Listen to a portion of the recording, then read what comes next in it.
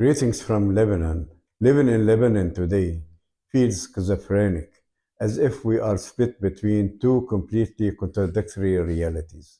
On one side, there is the sheer horror of watching our country and neighbors suffer under the weight of war.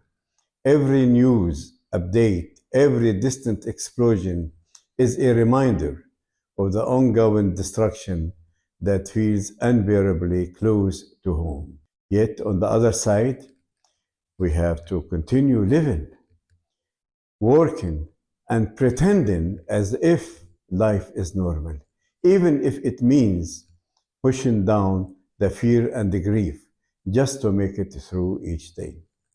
It's almost surreal existence where the ordinary and the horrific are tightly interwoven. We go to work, gather our friends, try to give our children a sense of stability, all while knowing that any semblance of normal could be shattered in an instant. The resilience to keep going often feels like an illusion we have to maintain just to survive. Yet, beneath it all, there's a deep collective fatigue. This forced duality is exhausting.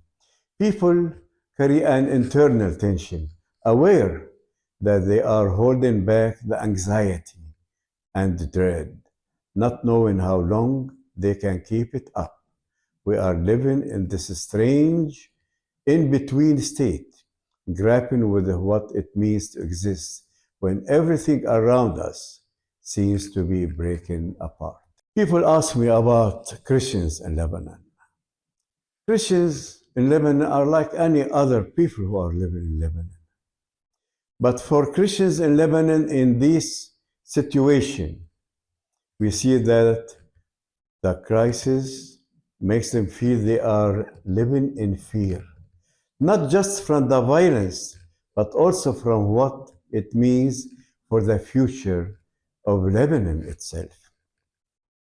The country has always been home to delicate religious balance, one that allows a mosaic of communities to coexist. This balance is crucial. It is part of what makes Lebanon unique in the world, unique in a region where many places are fracturing along sectarian lines. There is a deep seated fear that Lebanon could lose this balance, becoming not a strong, united state of equal citizens, but rather a fragmented landscape of minority islands, communities clinging to their separate identities just for the sake of survival. People always ask me about dialogue. They say you have been working on dialogue for many years, all your life you were involved in dialogue. But what is dialogue doing? Look what's going on today with this war. People are hating each other, not in good terms with each other. What kind of dialogue is this? And I always say this answer: there's no alternative for dialogue. Yes, the conflict, the war, has made dialogue incredibly challenging. One of the core issues is the deeply intertwined nature of politics and religion in Lebanon, where the actions of political and military actors are often seen as representative of entire religious communities. The dynamics fuels a dangerous misunderstanding, and people fail to distinguish between the actions of political leaders or armed groups and of the ordinary citizens from whom these communities come from. As a result, entire communities are unfairly blamed for the actions of a few, and with the current situation exacerbating this trend.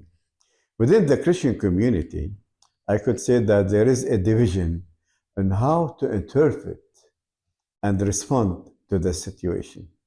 Some advocate a more nationalistic approach, while others call for neutrality or focus on Lebanon's specific needs. And between Christians and other groups, dialogue nowadays is very complicated by different perspectives on the war and regional politics, tensions over identity, over loyalty, and survival often come to the surface.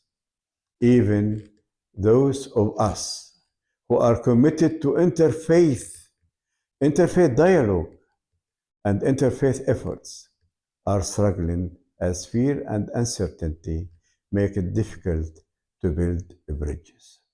To get out of this context of war and violence and horror requires a strategy that centers on Lebanese unity, Lebanese sovereignty, and a commitment to what we call and strive for positive peace.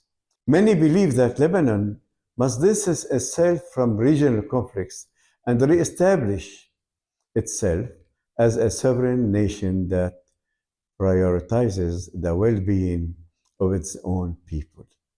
Christians, in particular, I would emphasize that, could play a pivotal role in advocating for this vision of Lebanon as a country that stands on its own, free from external political and military influence. Lebanese people can champion the idea of a strong, independent Lebanon rooted in citizenship rather than sectarian allegiances. A Lebanon that offers equal rights and protections for all its people, regardless of their affiliation.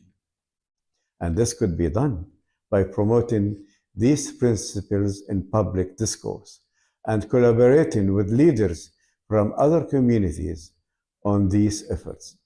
Christians in this strategy can pave the way for a Lebanon that is resilient, inclusive, and able to rise above sectarian conflicts. A nation where all Lebanese feel a sense of security, belonging, and hope for the future.